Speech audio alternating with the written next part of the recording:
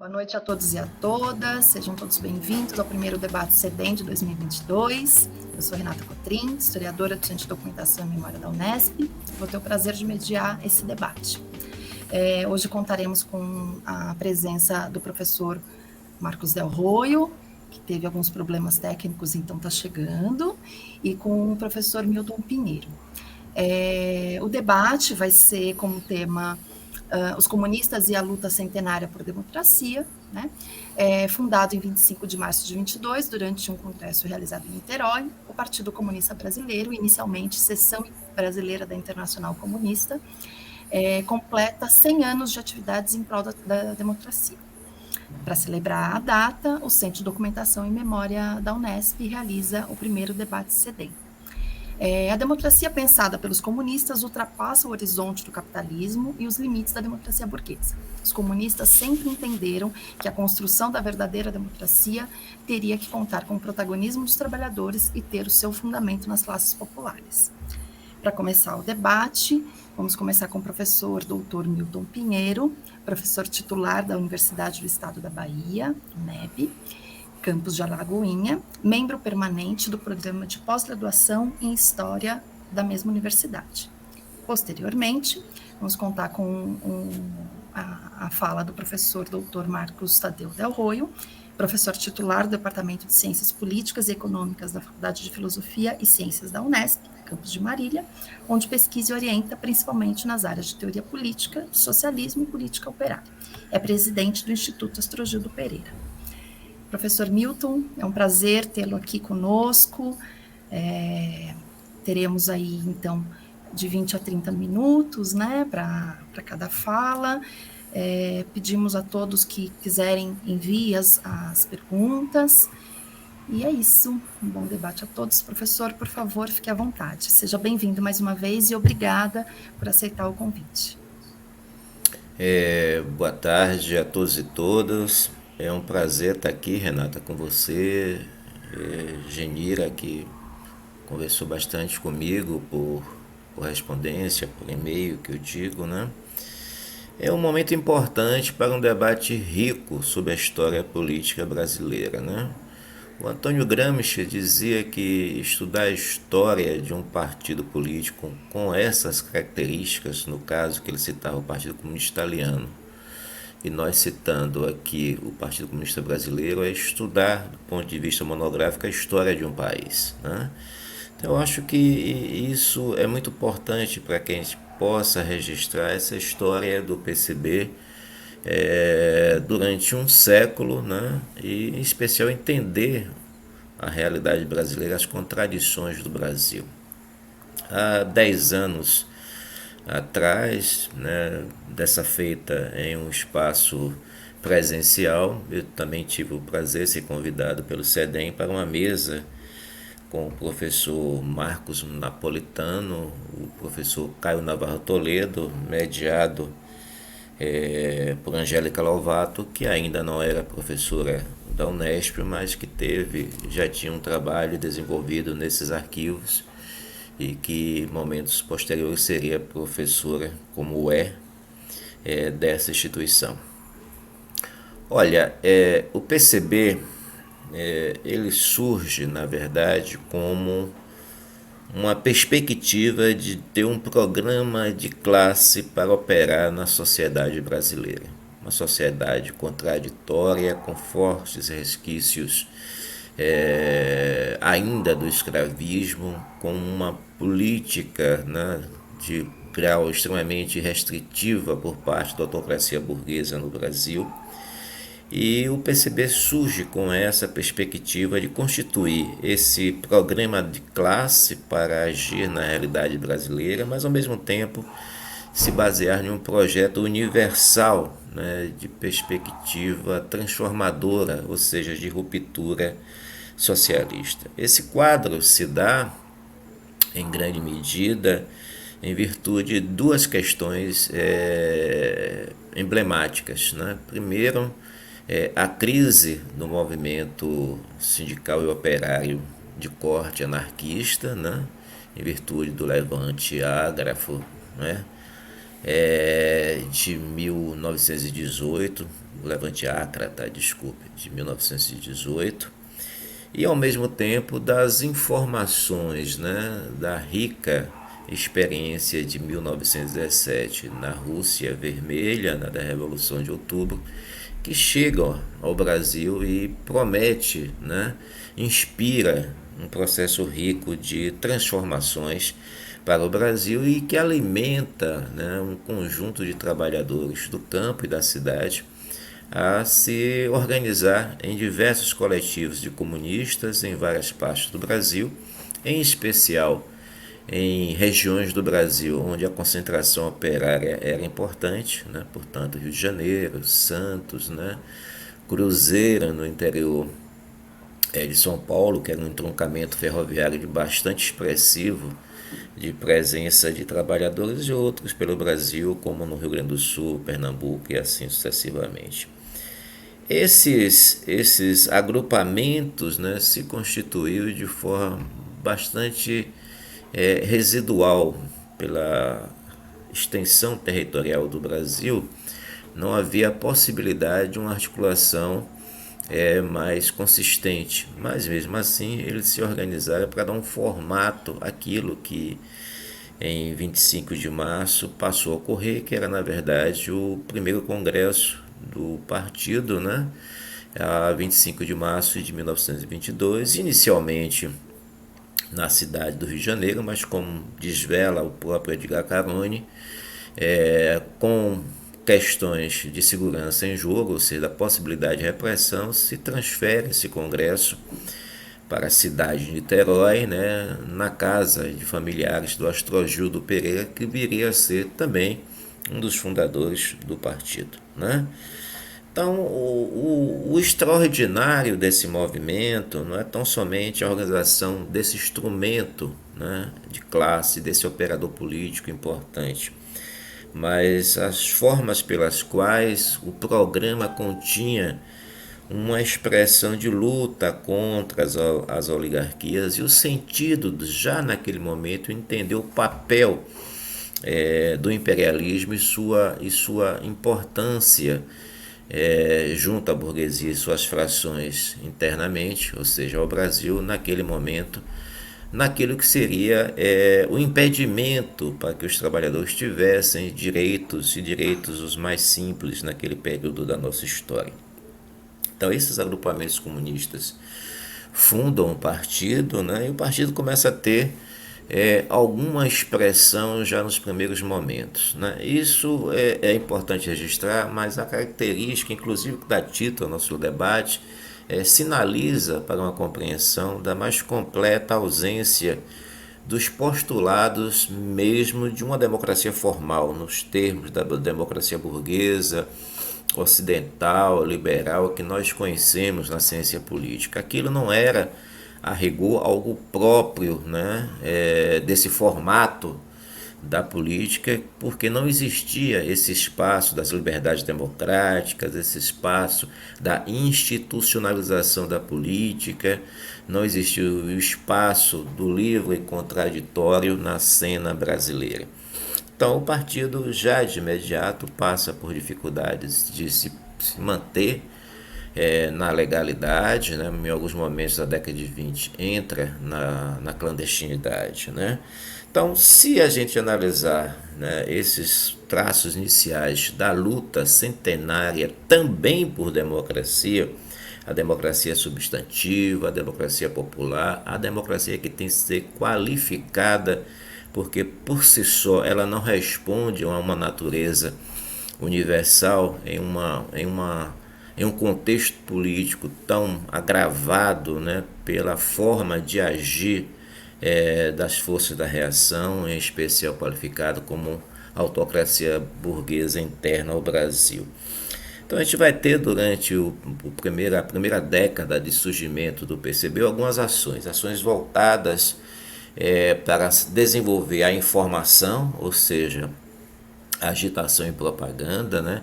É aí que surge o jornal A Classe Operária, em 1º de maio de 925, sempre com edições com grande quantidade para a época e até mesmo para hoje, né, com os limites que nós temos hoje, né? As questões do bloco operário e camponês se consolidando como uma frente que articulava um programa e ao mesmo tempo a perspectiva de disputar uma eleição. É aí que o partido apresenta um negro, Minervino de Oliveira, trabalhador de marmoarias, para ser o candidato a presidente em 1930. Anteriormente, em 28, ele próprio, né, e outro camarada, o Brandão, né, seria também eleito intendentes naquele período pelo Distrito Federal, ou seja, vereadores daquele período, né? Então é uma década marcada pela tentativa de chegar ao conjunto da população através da agitação e propaganda, dos jornais, né? Dos boletins, dos diversos sindicatos, né? De jornais que o partido adquiria páginas para inserção, como a Plebe, né? E, ao mesmo tempo, a capacidade de se somar às diversas lutas daquela época, embora tenha tido uma visão tanto quanto esquerdista sobre os movimentos militares daquele período, em especial sobre as questões que envolvia o movimento tenentista, né? Pouco mais para frente, o próprio Astrogildo vai entrar em contato com Prestes no Uruguai, no sentido de apresentá-lo à literatura marxista e, ao mesmo tempo, discutir com ele o entendimento sobre o Brasil. Esse período é marcado por idas e vindas da perspectiva de conformação interna de uma agenda política, ao mesmo tempo uma agenda que veiculasse o partido a uma perspectiva de transformação, e aí que se abrem dois elementos importantes um pouco mais para frente, né? Por um lado, o obreirismo, fruto de resoluções ainda de congresso da Internacional, né? Portanto, um momento de um esquerdismo bastante acentuado e de uma desqualificação dos intelectuais orgânicos do partido naquele período, e um pouco mais para frente, ainda em virtude disso, né? De uma perspectiva de levante por forças que o partido tinha na sociedade, mas também nos quartéis, nos diversos agrupamentos militares, mas de sobremaneira voluntariosamente assoberbados na expressão, na informação, recorrendo a isso que ficou conhecido como Levante Vermelho, o Levante Tenentista, o Levante Proletário de 1935, com as características já analisadas pela professora Marliviana, pelo João Quartim de Moraes, por tantas outras pessoas, mas que, na minha perspectiva, analisando especificamente o ato do governo revolucionário de 4 dias em Natal, evidentemente uma perspectiva de poder popular bastante rigorosa, importante, com presença de massa, com programa para a Revolução Popular naquele período, com uma experiência positiva, que evidentemente as forças do atraso recolocam de uma outra forma na história brasileira, faz um revisionismo historiográfico para explicar esse movimento, em particular o movimento de Natal. A esse procedimento nós temos também, um pouco mais para frente, com essa derrota, uma contradição bastante significativa. O Estado Novo liquidou, em termos orgânicos, a partir de 1937, o Partido Comunista Brasileiro, né? Ele foi destruído nos seus comitês regionais, ele foi destruído no seu comitê central, né? Aquele período ainda não se chamava comitê central, e ele foi colocado, né, sob fogo cerrado das diversas instituições da repressão, né? Em especial a chamada polícia política do Getúlio Vargas agiu para prender, para matar, para torturar, de uma quantidade talvez menor para exilar, mas de uma forte intervenção que passou a ocorrer. A quantidade de comunistas nesse período presos era tão grande que se inaugura no Brasil a presença de presos embarcados, né, em diversos navios ou presos em ilhas, né, para que pudesse conter dentro dessas estruturas uma quantidade absurda de presos políticos. A exemplo dele, o Carlos Marighella, a exemplo dele, Anísio da Silveira, a exemplo deles, o Graciliano Ramos e tantos outros que a historiografia cita, né? Eu acho que um debate como esse, a gente precisa elencar questões da história do PCB, porque os inimigos da classe trabalhadora e a revisão historiográfica já tem um papel bastante acentuado de contar essa história sobre um outro ponto de vista, né?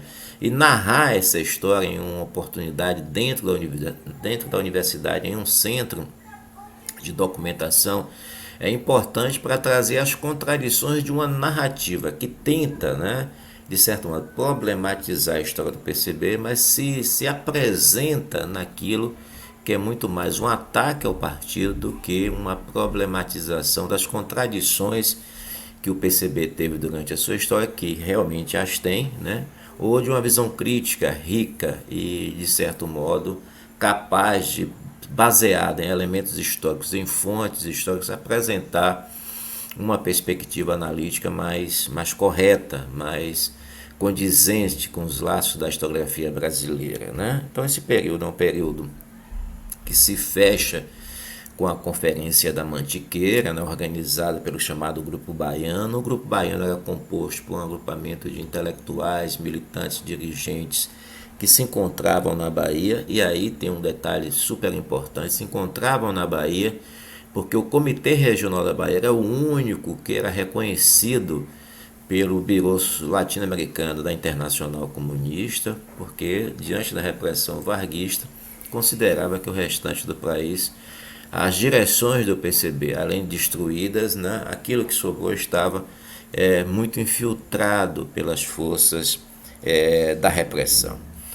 Eu queria fazer uma análise que permitisse a quem nos ouve se perguntar qual partido na história brasileira ou na história da América Latina, né, tão atacado, destruído nesse período, né, com seu secretário-geral eleito em 1943, mesmo preso nos cárceres da ditadura, né, o Luiz Carlos Prestes ficou 9 anos preso no Rio de Janeiro, incomunicável, e na ala dos tuberculosos, para que ele pudesse adquirir a doença e vir a óbito, já que a repressão não tinha condições de matá-lo pelo seu prestígio e pela aventura que seria muito arriscada do governo assumir uma perspectiva como essa, teve a sua destruição decretada e, ao acabar o período de exceção, ao ser cancelada, ou seja, ao acabar também a Segunda Guerra Mundial com a vitória das tropas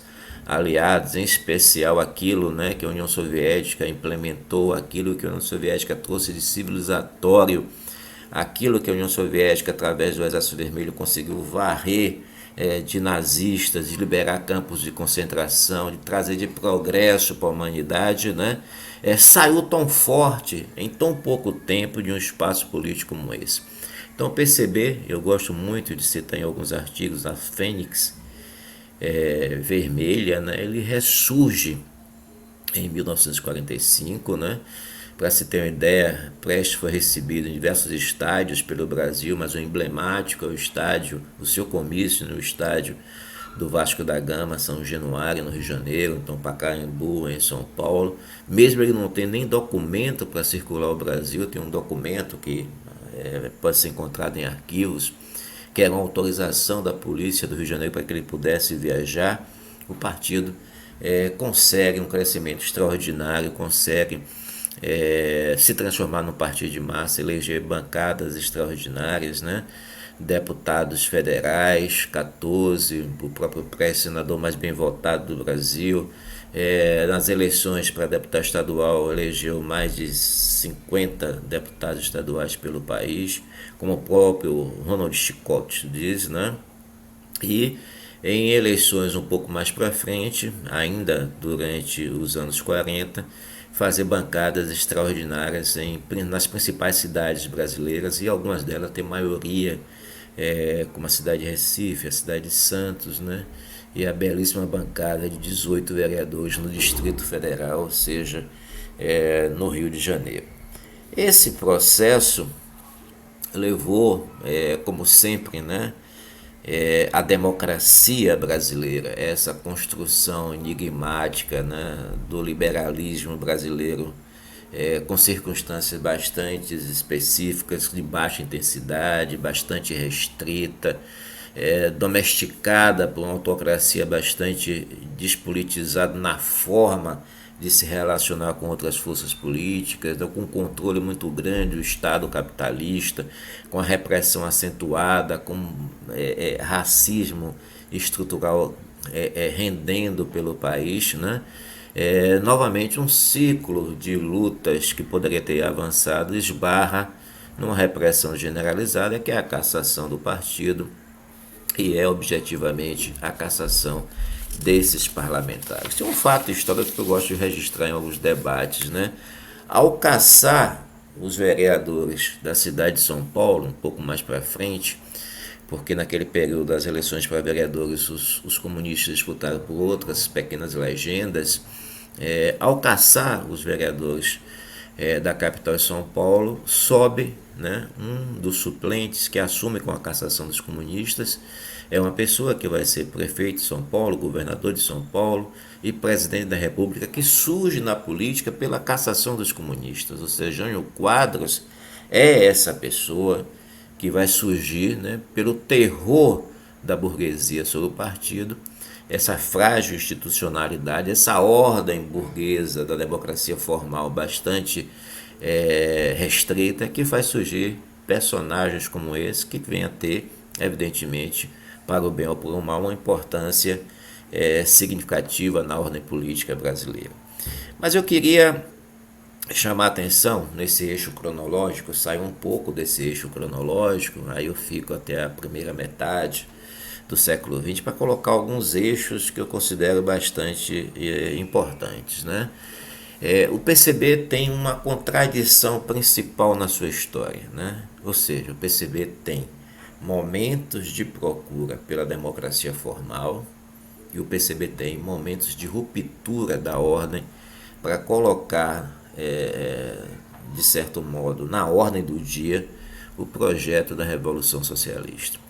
Essa dicotomia entre reforma ou revolução, ou essa democracia, ou essa dicotomia entre o que eu poderia chamar mais apropriadamente, né, a procura da democracia ou a ruptura da ordem, o PCB tem alguns aspectos que a gente precisa compreender. O primeiro é o seguinte: nenhum partido na América Latina ou da Europa, com o grau de importância que o Partido Comunista Brasileiro teve e começa e volta a ter, jamais ficou 56 anos na ilegalidade, na clandestinidade, como no século XX ficou o PCB. 56 anos na ilegalidade, né? Eu gostaria de citar apenas um exemplo, mesmo não tendo articulado, não tendo uma resolução que colocasse o PCB na luta armada contra a ditadura burgo-militar de 1964, o PCB teve 43 pessoas assassinadas, né? No 1º de abril, nós já tivemos militantes do PCB assassinados no Rio de Janeiro, né? E na cidade de Recife, né? Um marítimo, ou seja, um estivador, e um estudante secundarista assassinados no 1º dia do golpe. E um dos últimos assassinados pelo golpe foi o diplomata José Pinheiro Jobim, né? Que foi também assassinado, colocado, enforcado debaixo da ponte Rio-Niterói por fazer denúncias de desvio de recursos na obra da Binacional Itaipu, e que hoje efetivamente já se descobriu que ele era do PCB e que foram os militares via SNI que o mataram e colocaram a cena como se fosse suicídio, deixaram um bilhete falso para esse tipo de coisa. Então o PCB, mesmo tendo participado da luta armada, né, ter se jogado na perspectiva da Frente Democrática e das lutas populares contra a ditadura, ele teve os primeiros mortos e os últimos mortos da ditadura. Então, esse período é um período rico. E dois documentos chamam a atenção objetivamente para que a gente possa analisar, como a gente está aqui no centro de documentação, analisar de forma mais rica essa contradição que eu chamo a atenção. Não que essa contradição não pudesse existir, mas essa contradição pauta, organiza uma forma de fazer política. E essa forma de fazer política se relaciona com o entendimento da formação social brasileira, o entendimento do modo de produção capitalista, das relações de força entre as diversas frações da burguesia, do perfil da classe trabalhadora, dos segmentos mais ativos ou menos ativos nas lutas de classe, qual o perfil da classe média, qual o perfil do camponês ou do trabalhador rural. Quer dizer, o que é que estava em jogo no contexto e nas contradições das diversas batalhas de classes para que o PCB se articulasse na procura da democracia formal em alguns momentos, ou se articulasse no sentido da ruptura institucional em outros momentos. E como eu disse, esses dois elementos eles estão basilados por dois documentos extraordinários, né, que nós temos. Primeiro, e é um documento que eu tenho uma maior referência, uma maior identidade política, que é o Manifesto de Agosto, né? O Manifesto de Agosto ele é responsável, né, ainda com as limitações da compreensão equivocada da formação social brasileira, da questão dos restos feudais, das questões ainda de ter como principal elemento estratégico da contradição as relações nefastas com o imperialismo e o latifúndio, mas ele traz algo que é super importante. O Manifesto de Agosto apresenta, primeiro, uma compreensão do Brasil relançada nas bases das contradições entre as principais classes dentro do bloco de lutas que se estabelecia naquele momento. Segundo, né, o Manifesto de Agosto identifica classe no Brasil. Terceiro, o Manifesto de Agosto constitui formas organizativas por onde o partido poderia operar, ou seja, em especial, operar nas contradições do mundo do trabalho e modificar a relação dos trabalhadores com a estrutura do Ministério do Trabalho. E quarto, esse Manifesto de Agosto, ele tem, do ponto de vista da compreensão analítica, uma visão da ruptura estrutural, e ele tem, do ponto de vista interno, uma conformação de forças que se rearticulava em outra perspectiva, quando dá protagonismo à classe trabalhadora dentro daquilo que era central da visão do partido naquele momento. Então eu acho que o Manifesto de Agosto ele vai basilar uma compreensão de ruptura. Ele evidentemente tem contradições com aquele outro horizonte que a gente colocou, que é o horizonte de procura pela democracia formal, e ao mesmo tempo, né, mais para frente a gente vai ter outro documento importante, que é a Declaração de Março. E a Declaração de Março tem diversas especificidades. Primeiro, ele é mais refinado na compreensão do Brasil, né? Ele consegue estabelecer, né, uma compreensão do que seriam os movimentos urbanos, do que seria, na verdade, a perspectiva das frações da classe média do que existiu naquele momento, das contradições que poderiam ser geradas no ambiente da política formal brasileira, dava protagonismo a uma noção de democracia, mas subalternizava a classe trabalhadora e o próprio partido nessa relação dentro da estrutura da luta de classe naquele momento. Agora, a Declaração de Março não é tão somente uma invenção do PCB.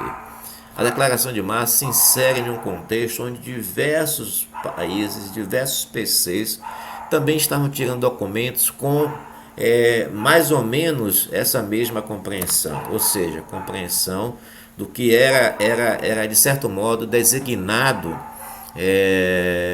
pela relação exterior da União Soviética, né, pela política de Estado da União Soviética e sua relação com os partidos, ou seja, a coexistência pacífica gerou a possibilidade, pós a crise do 20º Congresso, e a assunção do Khrushchev nessa perspectiva de convivência entre os diversos partidos, as diversas ordens locais da ordem mundial capitalista, né?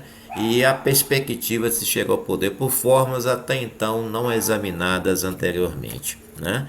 Ele ganha notoriedade. É importante dizer que se o Manifesto de Agosto trouxe alguns momentos, né, vamos por assim, de isolamento do partido, a declaração de Março possibilitou avançar o partido em outros segmentos, se relacionar com forças, abrir diversas perspectivas de trabalho para o partido em segmentos médios, no próprio ambiente do mundo da cultura. É aí que se faz as diversas discussões sobre os intelectuais no Brasil e aí sucessivamente. Então eu diria que nós temos, né, para além dessa cronologia que aqui só serve para que a gente possa, de certo modo, apresentar ao conjunto que nos ouve aquilo que basilar na historiografia séria que estuda esse operador político e não naquela que o contesta de forma leviana, né? Ou seja, de forma não crítica, não séria. E o segundo momento, a relação de compreensão entre esses dois momentos basilares do PCB. A procura pela democracia e a democracia formal, nessa ordem de 56 anos de ilegalidade. E a outra perspectiva é a perspectiva, evidentemente, da ruptura se manifestando em diversos momentos da história brasileira, né? Mas, objetivamente, ganhando uma conformação de litígio mais forte a partir do que foi designado, né, por aquele que conhecemos como Manifesto de Agosto, o que ele representou. O PCB, evidentemente, talvez seja, juntamente com o Partido Comunista Italiano e com o Partido Comunista Francês, aqueles três partidos mais importantes dos comunistas, mais conhecidos pelo mundo intelectual, mundo artístico e cultural, mais importantes que nós tivemos no século XX, né? Mas evidentemente que as contradições do que ocorreram, as contradições do que ocorreu na União Soviética, no Muro de Berlim e outras questões fizeram com que, no eixo daquilo que já vinha sendo equívocos desses partidos e das relações desses partidos com a União Soviética, um custo muito grande para que ele conseguisse sobreviver, né? O Partido Comunista Francês, nessa última eleição, né, que continua sendo um partido muito organizado, né? Não tem um domingo em Paris, né, isso eu já vi diversas vezes, que na frente dos diversos e principais metrôs não tem uma militância do Partido Comunista Francês distribuindo panfleto e conversando com a população. Ele pode ter equívocos da sua perspectiva de programa, de linha política, uma série de questões que todos conhecem e evidentemente é muito forte. Mas eles têm uma presença muito organizada. O Partido Comunista Português tem uma presença muito organizada. O Partido Comunista Grego tem uma presença muito organizada. Então esses partidos foram muito importantes. E o Partido Comunista Francês, como estava dizendo, teve apenas 2,7% dos votos nessa última eleição, né? Nos termos do Brasil seria algo importante, mas nos termos da França é uma profunda decadência do ponto de vista eleitoral. Então são questões pensadas, né, para que a gente possa apresentar. O eixo principal é o comprometimento com uma cronologia que sinalize o que foi o PCB, né? E o segundo eixo são as contradições entre a procura pela democracia formal e os momentos de procura pela ruptura, já sinalizado em alguns documentos do partido. Não entrarei num eixo diferente, que seria, na verdade, entender aquilo que nós chamamos de reconstrução revolucionária, que já está em curso há 30 anos, que trouxe o partido, depois de 1992 até agora, ao seu melhor momento, com a presença expressiva de juventude, de militância sindical, de mulheres, né, de segmentos, né, importantes que hoje, a partir do debate sobre as opressões da sociabilidade capitalista, ganham um arrazoado muito importante nas referências de luta do PCB e nas formulações do PCB. Então é isso. Nesse primeiro momento, obrigado aí a todos e todas. Professor Milton, agora vamos contar com o professor Marcos Del Roio. Bem-vindo, professor. Por favor, fique à vontade. Oi, Renata. Boa noite. Boa noite, Milton Pinheiro. Boa noite, Genira, que está por trás da cena, mas é fundamental, né? Então, o problema proposto aqui para nossa discussão de hoje até parece ser coisa simples, mas definitivamente não é. No debate ideológico, com grande frequência, os adversários liberais, ou mesmo de perspectiva ditatorial, fascistizante, sempre acusaram o PCB precisamente de antidemocrático, de defensor de uma ordem totalitária. Vide o discurso de décadas, muitas décadas, sobre a insurreição de 1935. Já toda a doutrinação feita no Exército Brasileiro teve como mote essa questão de serem os comunistas uma ameaça à democracia e à independência nacional, quando é exatamente o contrário. O PCB, em toda a sua longa existência, foi um elemento presente na luta pela democracia e pela independência nacional. Isso perpassou e perpassa toda a perspectiva, toda a trajetória, todo o programa, né, do PCB, mesmo que com as suas, digamos, nuances, né, e ênfases e giros táticos, como o Milton mostrou agora há pouco, particularmente na comparação entre dois documentos da maior importância na história do partido, que é o Manifesto de Agosto de 1950 e a Declaração de Março de 1958. E essa luta pela democracia, de fato, ela é bastante genérica, essa afirmação, né?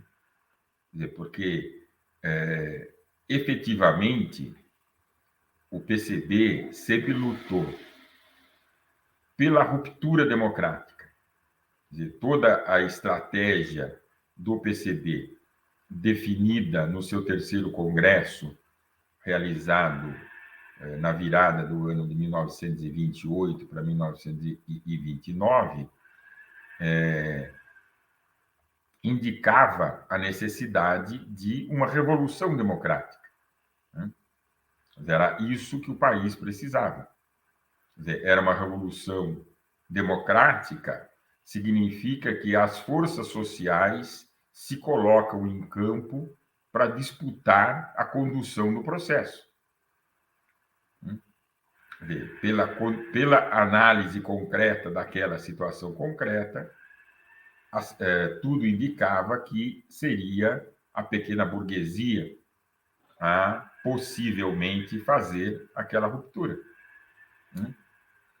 E que, na sequência, já que a pequena burguesia, por ela mesma, é incapaz de se unificar como classe e definir um projeto histórico, a disputa seria entre o proletariado e a burguesia, né? Sabemos que isso não aconteceu, e, na verdade, o desenvolvimento do capitalismo no país, a revolução burguesa no país, ocorreu por aquilo que Lenin e Lukács também mais tarde, chamariam de via prussiana, ou então que Gramsci identificaria como uma revolução passiva, né? Ou seja, onde forças tradicionais conduzem o processo de transformação, significando que o proletariado e outras classes subalternas mantêm-se nessa condição. Bem, muito bem. Um outro momento em que essa possibilidade de revolução democrática apareceu foi logo depois, em 1935, quer dizer, quando amplas e diversas forças sociais e políticas se articularam em torno da Aliança Nacional Libertadora com um projeto que significava efetivamente uma revolução democrática. Basta ver o programa, indicava isso. A ideia era sempre quebrar o monopólio da propriedade da terra, isso é essencial, garantir a independência econômica e política da nação, e generalizar o Estatuto da Cidadania. Isso é uma revolução democrática burguesa, mas cuja direção estaria, mais uma vez, em disputa. Bom, muito bem. Somente nos anos 60, esse quadro de uma possível revolução democrática apareceu novamente. Houve um processo de crescimento da organização operária depois da grande greve dos 300 mil realizada em São Paulo, com uma política do PCB inicialmente definida como uma unidade popular, depois com a Declaração de Março, tentou se ampliar essa frente, que na ocasião se identificava como nacional e democrática, quer dizer, seria quem são as forças sociais que são nacionais, ou seja, que defendem a independência econômica política da nação. Quem estiver nesse time, venha conosco. Venha conosco. Era essa a questão. Se vier frações da classe dominante que nessa conjuntura se sintam prejudicadas, são bem-vindas. Sabemos que elas, no momento da Revolução Democrática, era a expectativa daquela ocasião, se forem, digamos, hegemônicas, se conduzirem o processo, isso não será por muito tempo. Por quê?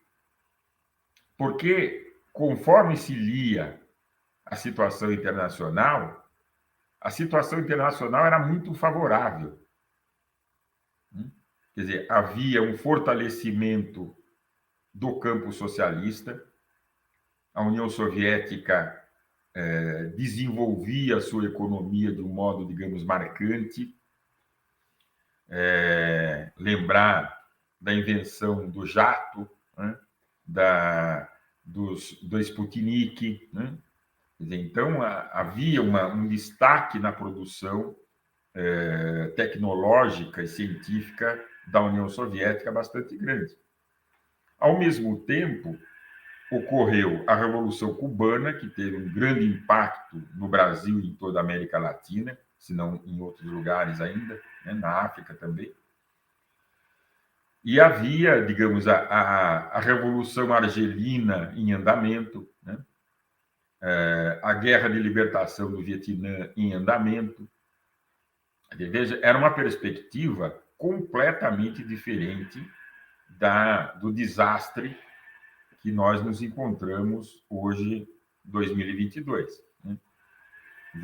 nessa situação, quer dizer, a Revolução Democrático-Burguesa no Brasil, ela não duraria sob a hegemonia burguesa, porque a situação internacional incidiria nas condições do Brasil e no fortalecimento do projeto democrático já popular socialista. Né?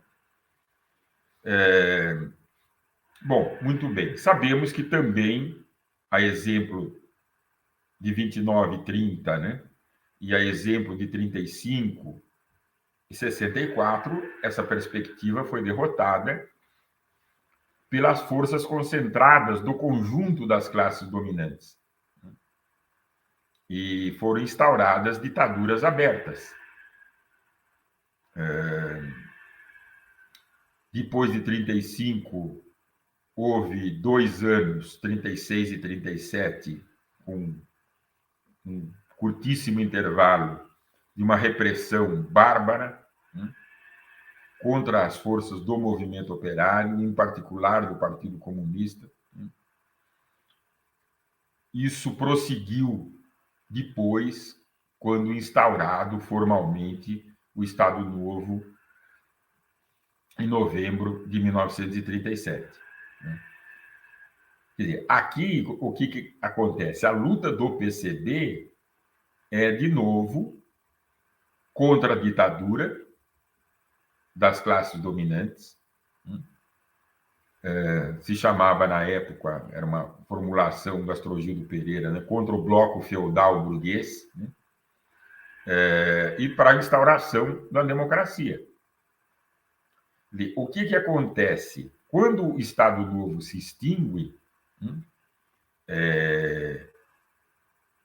se extingue por uma ação do próprio Getúlio Vargas, tem início um processo de democratização, no qual o PCB joga tudo, para que essa democracia fosse o mais adiante possível, avançasse o máximo possível, mas sabendo que as condições, tanto das relações de força no Brasil como as internacionais, não eram tão favoráveis, por conta da presença fortíssima e fortalecida com a guerra dos Estados Unidos.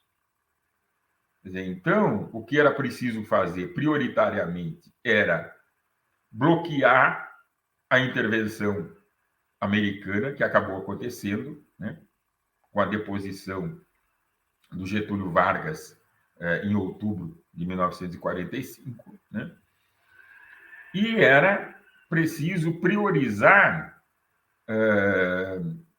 digamos assim, a extirpação das raízes do fascismo, que, digamos, podemos dizer, o Estado Novo não foi exatamente o regime fascista, vá bem, mas havia raízes e presença, particularmente no próprio Estado, de elementos fascistas, né, influentes, né?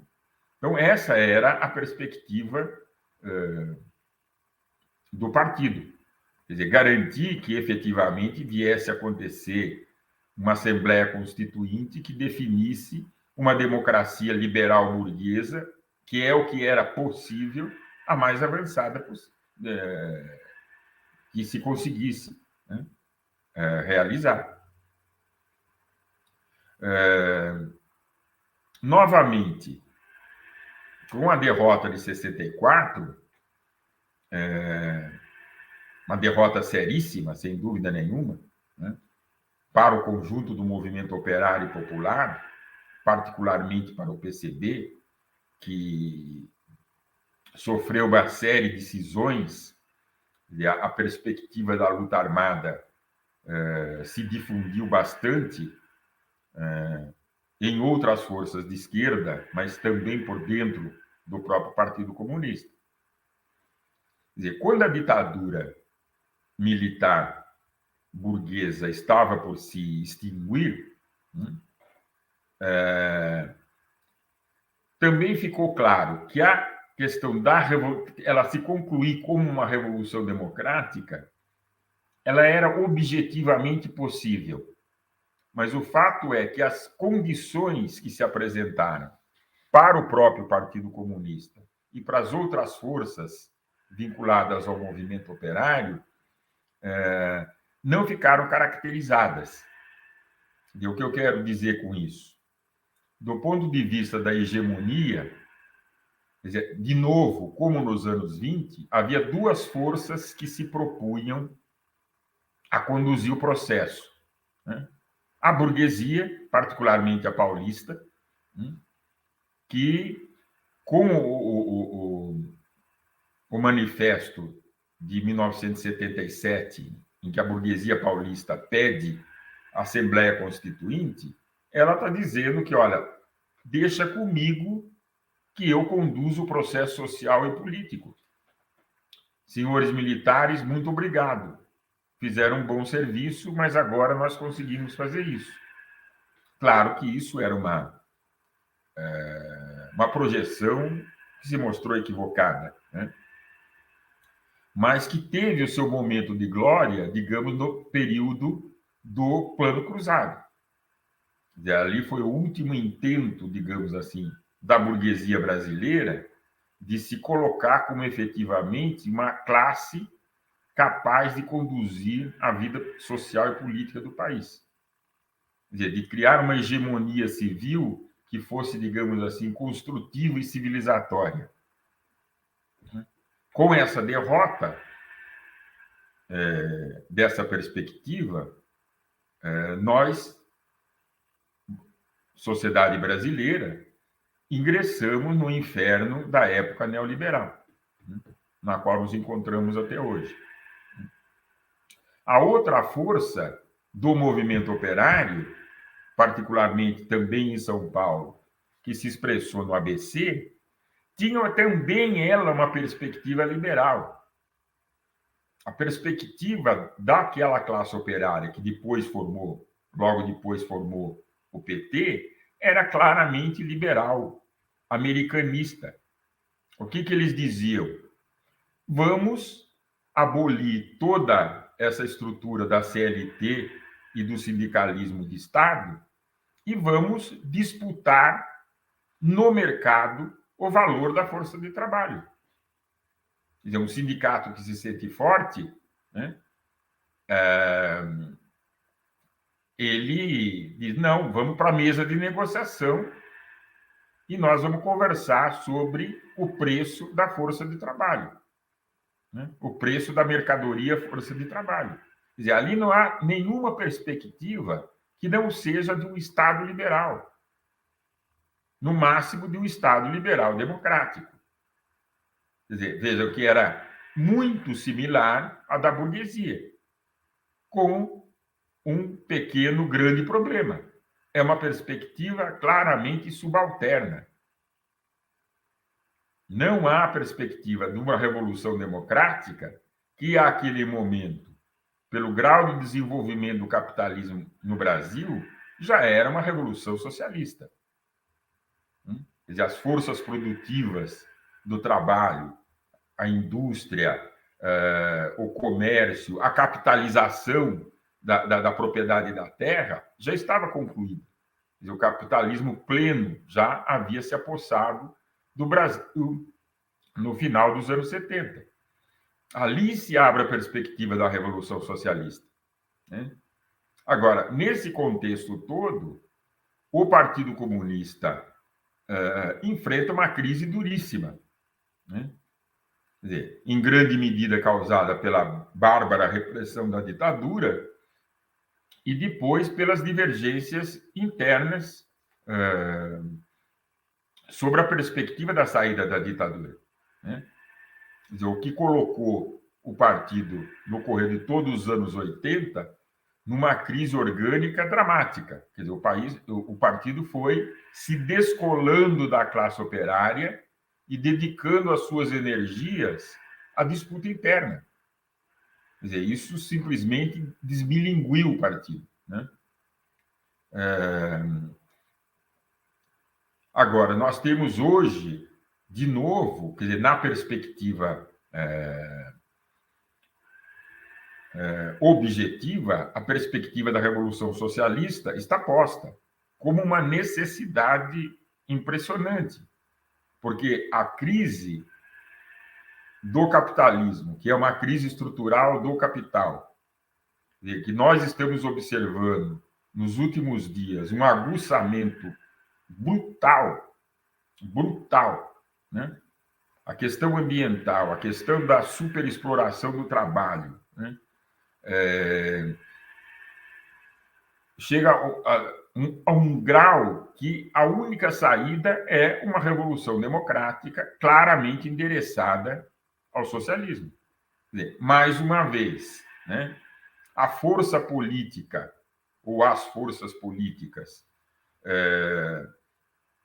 com esse projeto são pequenas e não suficientemente preparadas. Claro, falo dos comunistas do Brasil, evidentemente, mas se nós olharmos, por exemplo, a Europa, e aqui, de novo, estou resgatando a fala do Milton, né? Na Europa é a mesma coisa. Hoje era para haver massas populares enormes nas ruas para combater a guerra. Combater a guerra significa combater a OTAN, combater a União Europeia. Agora, isso não ocorre por conta de existir uma guerra econômica bestial, digamos assim, é contra a Rússia, certamente, mas está destruindo os trabalhadores da Europa. E é uma guerra mediática que nunca se viu antes, né? Nunca se viu antes. Quer dizer, a demonização do presidente da Rússia ou do próprio povo russo é uma coisa impressionante. O fato é que estão, eu ia dizer preparando, não, já está em andamento uma guerra terrível. Uma guerra terrível, né? Então, teremos tempos terríveis pela frente. Pergunta, né? O Brasil estará preparado para a necessidade de se descolar dos Estados Unidos, se descolar do dólar, né? De investir na criação de outra forma de circulação de mercadoria, né? Que não seja essa, porque o dólar está condenado, assim como o euro, né? Porque está submetido ao dólar. Há novas moedas, novas formas, né? Aliás, de moedas, que estão para se criar, para se impor. Alguns anos atrás se falava de uma moeda dos BRICS, né? E algo já está sendo gestado entre a Rússia, a China e a Índia. Claro que o Brasil, de novo, está na grande rabeira disso, né? Porque as nossas classes dirigentes não enxergam, né? Não enxergam. Nós temos uma burguesia burra, né? Que sabe simplesmente varrer as riquezas do país, saquear as riquezas do país. Então, há muito o que fazer. Quer dizer, 100 anos depois que Astrogildo Pereira e outros 8 camaradas fundaram o Partido Comunista em Niterói, a luta está aqui duríssima, né? E é a que temos que enfrentar todos os dias, procurando nos esclarecer, estudar, né? Teoricamente, e estabelecer áreas de atividade social e política, porque educar e organizar é a mesma coisa. Se não vira conhecimento de gabinete apenas, né? É isso, Renato. Acho que eu encerro minha breve intervenção. Tá ótimo, professor.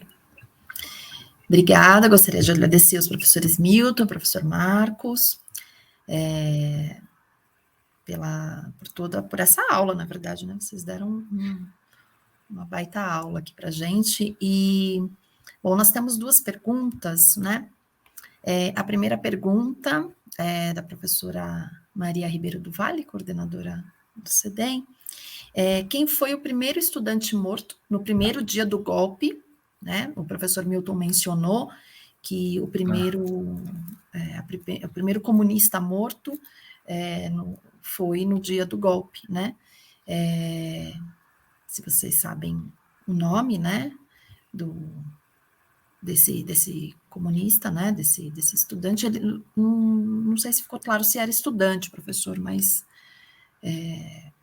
isso. E a segunda pergunta: mesmo sofrendo perseguições e sendo minoria na arena política, os professores concordam que o PCB contribui para ampliar os espaços de cidadania na sociedade?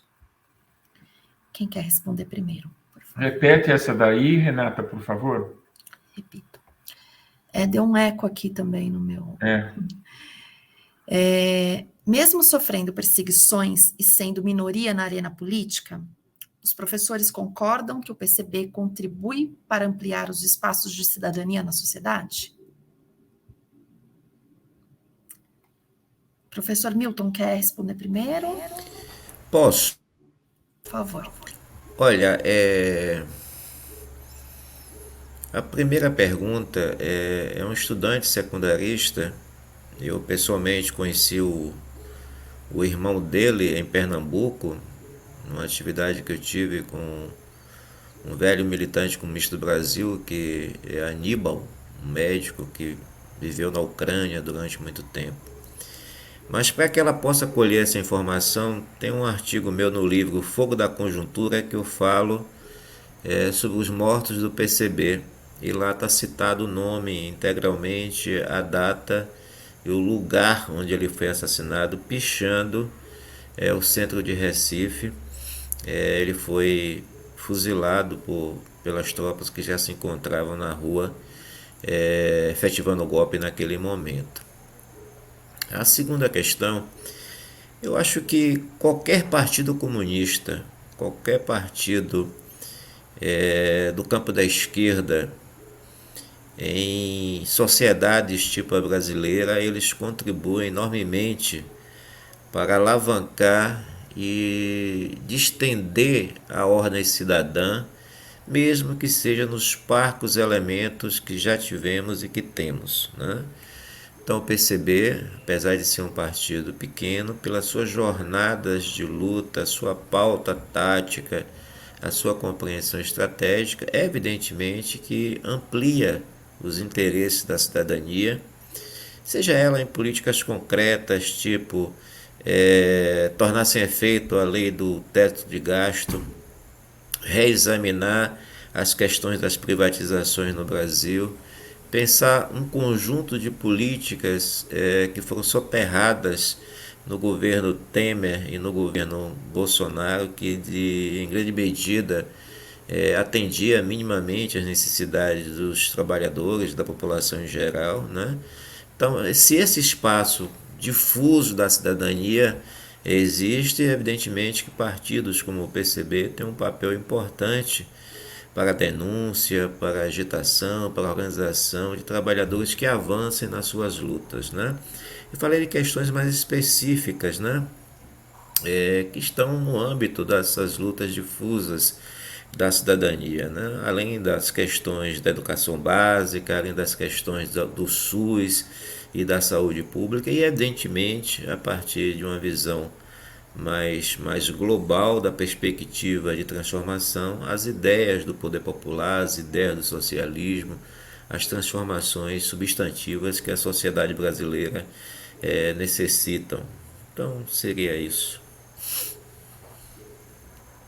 Obrigada, professor. Marcos, professor? Bem, a primeira de todas as lutas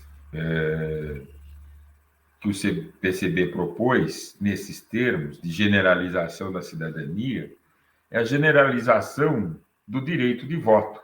O direito de sufrágio sempre foi uma luta permanente do partido. Lembrar que na institucionalidade da Primeira República, o direito de sufrágio era muito restrito. Era restrito aos homens maiores de 21 anos e alfabetizados. E como o país era basicamente composto por trabalhadores analfabetos ou semi-analfabetos, a exclusão desses trabalhadores, principalmente do campo, na vida política era algo, digamos assim, inaceitável numa perspectiva democrática. Mesmo quando, em 1932, é promulgado o direito de voto feminino, ele foi pensado de uma maneira muito conservadora. O que se pensava era o seguinte: como as mulheres dependem dos homens, elas vão votar como os homens. Então se fazia algum tipo de uma promulgação que era quase demagógica. E seriam também elas, por conta de serem dependentes também da igreja, seria seguramente o voto conservador. Era essa a perspectiva. O partido sempre levou em consideração essa questão da superação do analfabetismo. Em 1944, há um texto importante do Astrogílio Pereira que fala das tarefas da intelectualidade. É basicamente essa: é superar o analfabetismo de massa que existe no Brasil. Então, essa perspectiva sempre foi colocada. Como nos anos 60, a ideia de uma universidade que seja maior e mais acessível, porque era muito excludente, lembrar que na maioria dos cursos os estudantes teriam que saber logo no primeiro ano línguas estrangeiras, basicamente o francês, que era a língua geral da época. Agora, há muitos elementos de cidadania. A questão colocada da exploração da mulher, do racismo, isso foi colocado desde cedo. Quer dizer, isso era muito presente a partir dos anos 30. Isso foi muito presente, essas questões. Pouco colocado, porque todos nós somos filhos do nosso tempo, a questão da emancipação da mulher era muito colocada, mas não se falava, como se usa nos termos de hoje, em machismo ou patriarcalismo. Na verdade, patriarcalismo é uma expressão errada. Isso é Gilberto Freire, entrando no discurso da esquerda.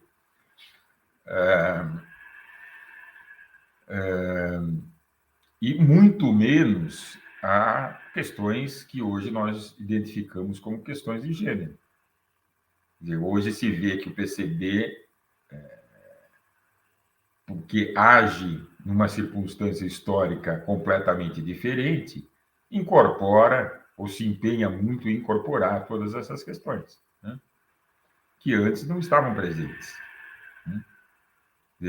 Se percebe muito presente a questão da emancipação da mulher, que, na verdade, também é herdado da tradição anarquista. Isso tudo em termos de cidadania política. Agora, também a questão dos direitos sociais foi uma luta permanente do PCB, né? Já citei da questão da educação, né? Questão da saúde, as questões básicas, né? De habitação, de transporte, são os problemas fundamentais da vida social. Isso você pode oferecer muitos paliativos em relação a tudo isso, né? Direito ao trabalho, né? Na verdade, direito a ter um emprego, a ser explorado, né?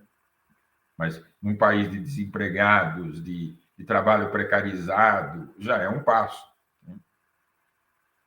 Porque, a rigor, e vou terminar aqui, quando se coloca a questão da cidadania, o problema da cidadania é um problema da ordem burguesa. Se generaliza a cidadania, significa que a democracia burguesa se democratizou, mas ela tem limites. Na perspectiva da transição socialista, a ideia, e isso é polêmico que eu estou dizendo, estou consciente disso, a própria ideia de cidadania tem que se extinguir. Porque o cidadão é o homem público, né? O homem público, que se opõe ao homem privado, que é o que se coloca com seus interesses mesquinhos, privados, egoístas, no mercado, né? Isso está lá, né? Marx, a questão judaica, né?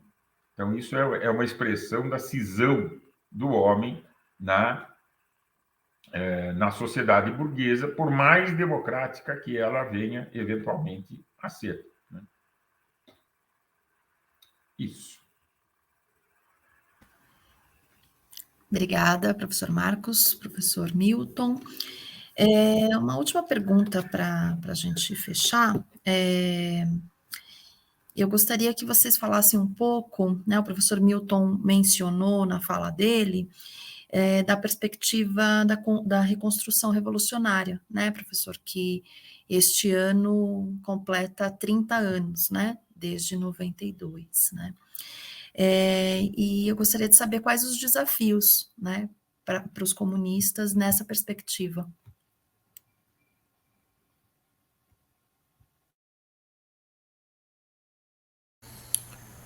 Olha, isso seria tema de diversas dissertações e teses no momento, né? A reconstrução revolucionária, ela parte de um momento histórico da vida do PCB de grande crise orgânica, mas também uma crise política, crise das referências teóricas que orientavam a análise do Brasil, compreendia a quadra internacional. Ela encontrou um ambiente interno bastante conturbado já há algum tempo, né? Primeiro pela saída do legendário Prestes e seu grupo político. Segundo, pelos dilemas que envolveu a ruptura com aqueles chamados eurocomunistas, né?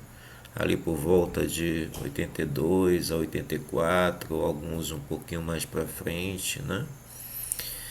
E num ambiente onde os anos 80, na verdade, mostrou que havia de pior, na minha compreensão, do PCB no século XX, né?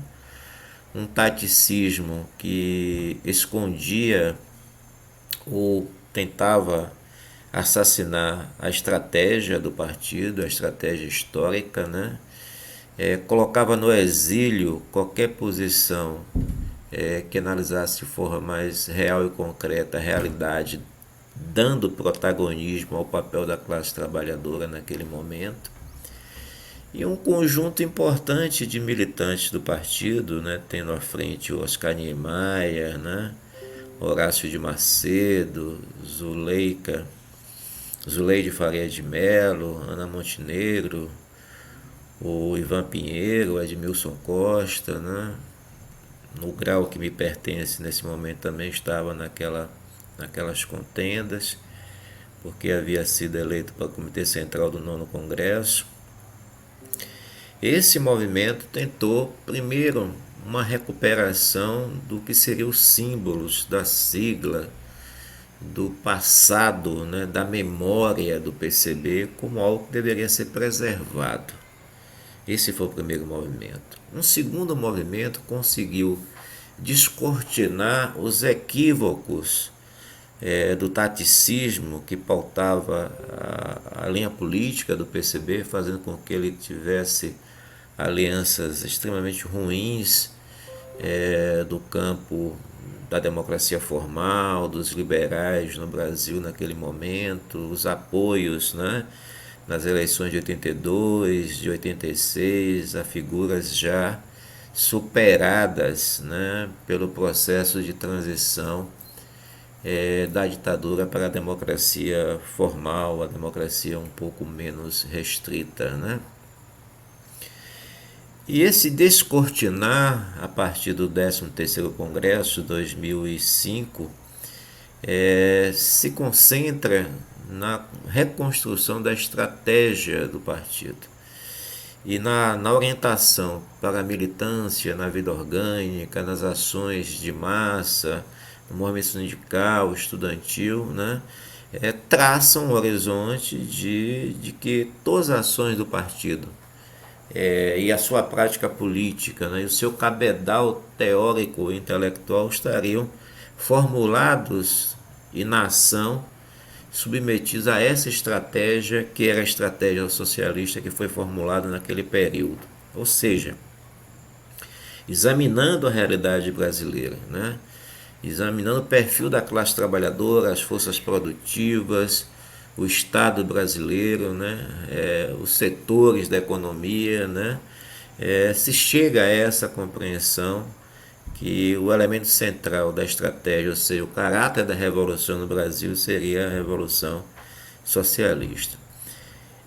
Ao descortinar esse horizonte, né, para essa prática política informada aqui, isso não quer dizer que tudo foi muito tranquilo. Pelo contrário, nós passamos por muitas dificuldades, né? Chegamos a um momento de bastante definhamento mesmo dessa composição que iniciou a reconstrução do partido em 1992, mas paulatinamente, pós 2005, superando um conjunto de contradições e pequenas rupturas internas, é bom que se diga, inclusive com quadros veteranos que achavam um pouco antes disso que deveríamos fazer uma fusão para um único partido, no caso incorporando ao PCdoB, superando esse conjunto que de forma bastante sucinta estou traçando aqui. O partido cresceu bastante, o partido conseguiu se reequilibrar do ponto de vista de uma organização leninista bastante disciplinada. Eu acho que o partido hoje é bastante disciplinado, com organizações de base, as chamadas células em pleno funcionamento, né, com frentes de massa e coletivos partidários bastante organizados. Sobressalta os olhos, né, de qualquer analista ou que examine as manifestações pelo Brasil, nas grandes capitais, em cidades intermediárias, a presença, né, do PCB nas ruas, o contingente de bandeiras, de jovens, de militantes, é algo muito significativo. Eu acho que isso é produto dessa forma de reorganizar, mas em especial as questões pertinentes às formulações, né, e autocrítica que se fez nesse período. Então eu considero que nós estamos em um momento muito importante, né, com milhares de militantes interno ao partido e milhares de militantes nas frentes de massa, que em grande maioria também interna ao partido, até porque as questões das opressões, tirando os problemas do identitarismo, né, eles conseguiram ter uma resposta classista nas formulações do PCB, e essa militância tem tido uma capacidade de agir na luta de classes com bastante perspectiva. Voltamos mais recentemente a ter um importante protagonismo na classe trabalhadora, que é o sentido geral do que deve ser a nossa luta, né, com sindicatos importantes, com petroleiros em diversas cidades do Brasil e estados da federação. É uma força muito grande no universo da academia, ou seja, entre os professores do ensino superior público, né? É uma força da base do Andes muito grande, né? Com um quantitativo de mais de 2 centenas de militantes nesse ambiente, que é um ambiente importante do estudo, da qualificação, da capacidade de entender o Brasil, de formular, de fazer avançar a perspectiva marxista, de transcender, na verdade, aquelas questões que colocam Lenin na solitária do mundo acadêmico, né? E há tantos outros pensadores, como Gramsci, como Jorge Lukács, como o próprio Althusser, né? Ou seja, o partido hoje tem uma vida, né, cultural do ponto de vista do mundo intelectual bastante importante, sem nenhum tipo de centralismo democrático por opção de concepção filosófica. O partido é marxista, leninista, evidentemente, mas não cerceia aqueles que postulam e analisam a realidade a partir de Mao, de Althusser, de Gramsci, de Jorge Lukács, dos conselhistas, né? A partir de um conjunto importante do que nós chamamos de marxismo. Então acho que é um momento muito rico, mas um momento também de preocupações com o tipo de crescimento, né? Um momento de educar a juventude para ter uma compreensão mais rigorosa da realidade, um momento de todos nós aprendermos e, de certo modo, conseguirmos excluir alguns desvios que porventura se apresentam no processo. É isso, mais ou menos. Obrigada, professor. Desculpe. Obrigada, professor Milton. Professor Marcos, quer comentar essa última pergunta? Não, muito rápido mesmo. Por favor. Quer dizer, o desafio desses últimos 30 anos, quer dizer, veja, na verdade, é uma fração de tempo da vida do PCB que coincide com o que, para simplificar muito, podemos chamar de era neoliberal. E é um momento de grandes transformações, tanto no Estado burguês, como principalmente no chamado mundo do trabalho. E aquela classe operária, digamos que nós identificávamos com alguma facilidade nos anos 80, uma classe operária ali de perfil fordista, ela diminuiu muito o seu peso. E hoje nós temos uma classe operária que, pela ação do capital, está muito fragmentada. Muito fragmentada. Quer dizer, as transformações na organização ou desorganização do mundo do trabalho, as inovações técnicas, tecnológicas, mudaram muito esse perfil. Então, é um desafio para o partido exatamente contribuir para, digamos assim, constituir politicamente, né, o novo movimento operário, né, que seguramente não é o mesmo dos anos 70 e 80, porque é outro proletariado, seguramente muito maior, né, mas também muito mais desorganizado. Então, o desafio é enorme, né? O desafio é enorme. Quer dizer, educar essas massas, organizá-las e incutir nelas a importância da autodisciplina é um desafio tremendo, tremendo. Mas é isso que tem que ser feito e a cada dia que passa dá para sentir a urgência disso, né? Então, um trabalho, esse trabalho tem, quer dizer, digamos, nesse ano, de eleições é um momento importante para isso. Né? O momento eleitoral é um momento importante para educar, organizar, né? E ouvir as massas. E com isso, o partido seguramente se reforça, né? No momento que ele contribui para a organização das próprias massas. Né? Quer dizer, essa dialética entre o movimento de massas e o partido é fundamental. O partido se fortalece na medida em que ele contribui na organização das massas. Né? E as massas mais bem organizadas e educadas e disciplinadas seguramente fortalecem o partido. Quer dizer, essa é uma dialética. Mas o desafio para o partido propriamente dito é conhecer bem essa realidade. Né? O desafio de conhecer uma realidade brasileira hoje muito complexa, né? Os debates em torno do que momento nós vivemos na história do Brasil, qual é o significado desse período que iniciou com o golpe de 2016. Né? Quer dizer, esse é um debate que está longe de ser meramente acadêmico, porque define estratégias políticas fundamentais, quer dizer, numa perspectiva que não é para o hoje, para o amanhã. Né? E, claro, bom, importantíssimo derrotar Bolsonaro nas eleições de outubro. Todo mundo que raciocina entende que isso é importantíssimo, né? Mas isso é um elemento no processo histórico que vai muito mais longe que isso. Né? Esses fundamentos reacionários na vida política e cultural do país persistirão. Né? Então é preciso um olhar mais longe, né? Efetivamente de estratégia.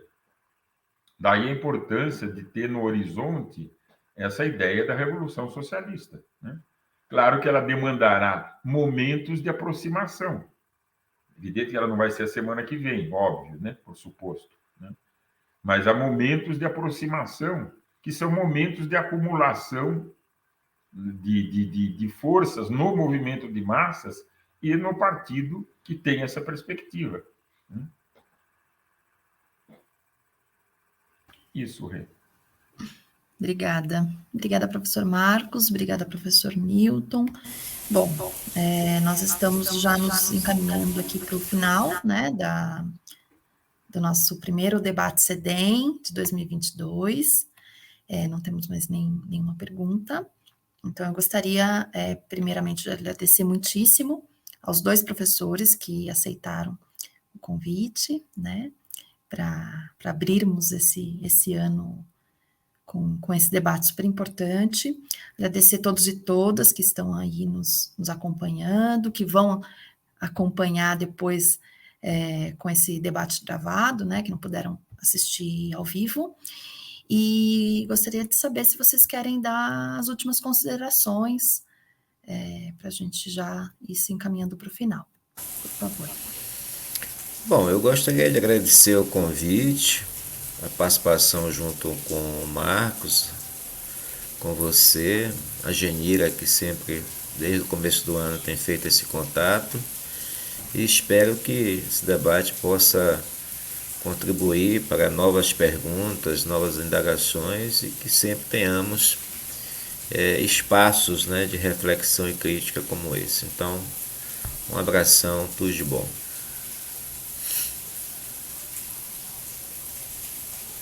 Bom, então, agradecer, né, a Genira, a Renata.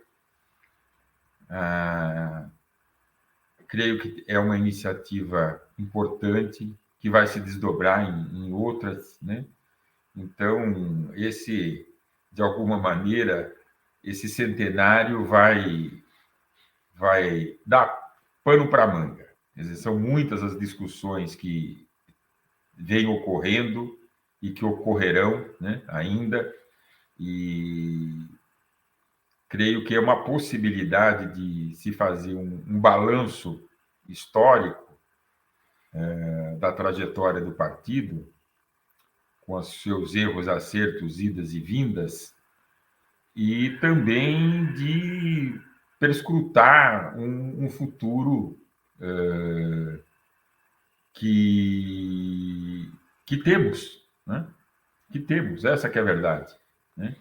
Você poderia falar 100 anos e acabou. Não, não é assim, né? Quer dizer, 100 anos e continuamos aqui, né? E com muita luta, porque ela é necessária, né? É indispensável, né? E, enfim, foi muito agradável estar aqui com Milton, Renata, né? E Genira, escondidinha, né? A Maria também está por aí, né? Mas espero que a gente possa se ver logo, né? E presencialmente, né? Que já está, né? Tá cansando essa distância.